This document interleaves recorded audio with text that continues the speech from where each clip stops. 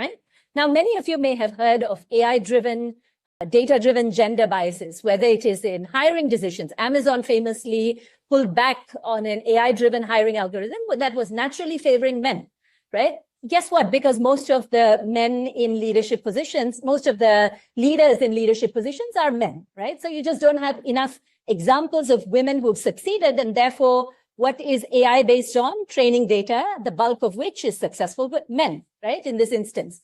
So that's why hiring algorithms have gender biases. Honestly, if you look even at healthcare data, right, how women experience, for example, cardiac arrest is very different from how men experience cardiac arrest, like what we see in movies, like the chest tightness, the falling off, the dramatic cardiac arrest is not how women experience cardiac arrest. It typically happens in the form of indigestion type symptoms, but that's not well documented in medical data, right? And therefore, when algorithms are trained based on primarily male-dominant data, we lose out on catching women-related symptoms. And therefore, the more women you have in the meeting room, in the boardroom, in leadership positions, we will naturally catch some of these biases and ask the right questions to say, where is the women training data? What's going on in particular?